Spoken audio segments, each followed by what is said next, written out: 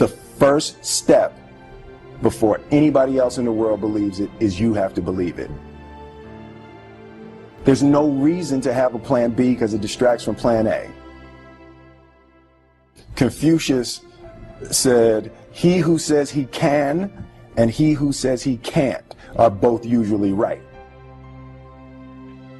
Being realistic is the most commonly traveled road to mediocrity. Why would you be realistic? What's the point of being realistic? You have to believe that something different than what has happened. You have to believe that something different can happen.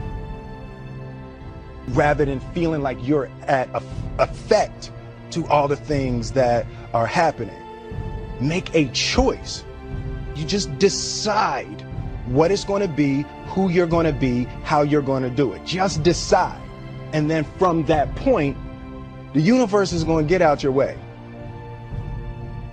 Greatness is not this wonderful, esoteric, elusive, godlike feature that only the special among us will ever taste. It's something that truly exists in all of us. I've never really viewed myself as particularly talented. Where I excel is ridiculous, sickening work ethic. While the other guy's sleeping, I'm working. While the other guy's eating, I'm working. There's no easy way around it. No matter how talented you are, your talent is going to fail you if you're not skilled. Talent you have naturally. Skill is only developed by hours and hours and hours of beating on your craft. I want to be an idea. I want to represent possibilities. I want to represent the idea that you really can make what you want. I believe that we are who we choose to be.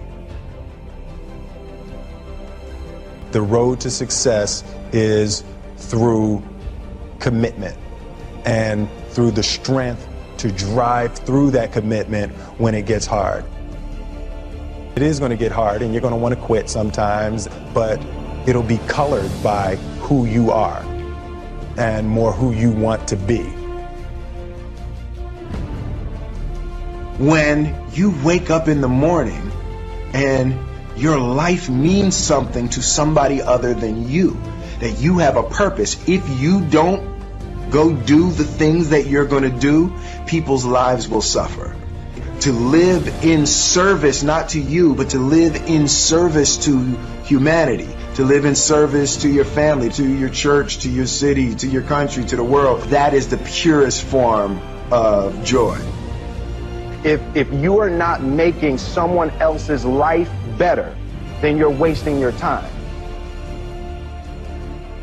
You can't be scared to die for the truth. The truth is the only thing that's ever going to be constant. It's very simple. This is what I believe, and I'm willing to die for it. Period.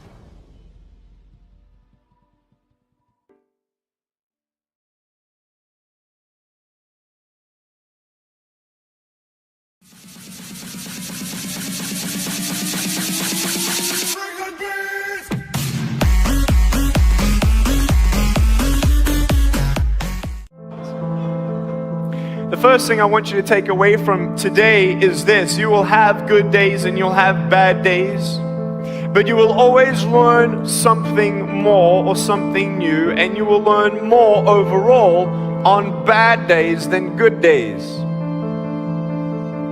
You will learn more about yourself, you'll learn more about relationships, you'll learn about life and principles, and it'll build your character.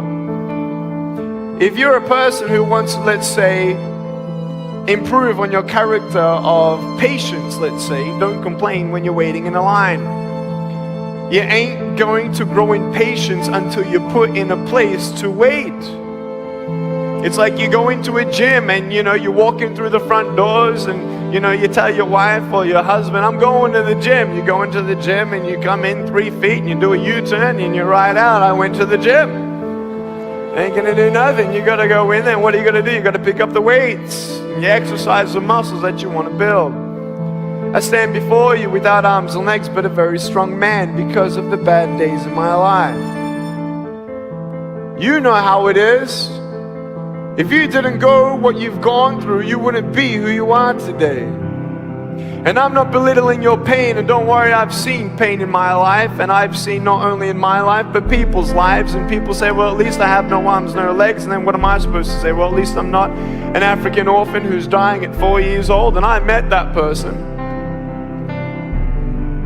What about the 10-year-old girl that was bought for $700 in Mumbai and kidnapped as a sex slave to have 350 clients before the age of 13, pregnant at 12, put the baby under the bed while she works on top, abandoned by her family. After she pays her debt of $700 after 3 years with her child, she leaves on the streets of Mumbai hoping for a new life. No family, no job, no food. Her baby needs food. She gets raped, beaten up on the street. She comes back to the only way that she knows how to make money. She goes back to the brothels.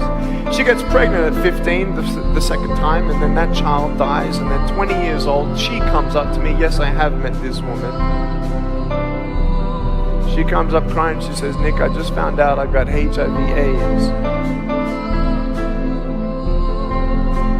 And I got fined for being a prostitute. What do you say to that?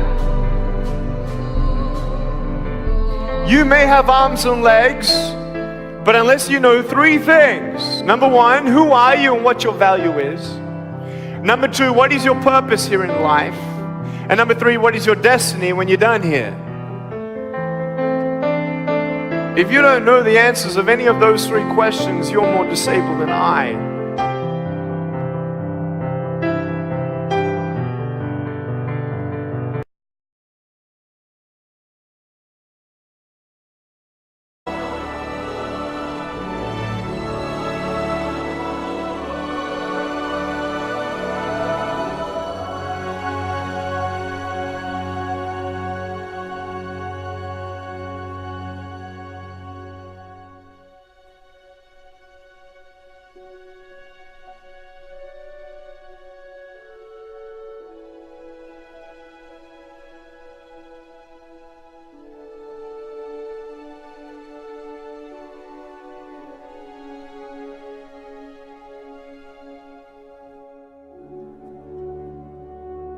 Whatever comes our way, whatever battle we have raging inside us, we always have a choice.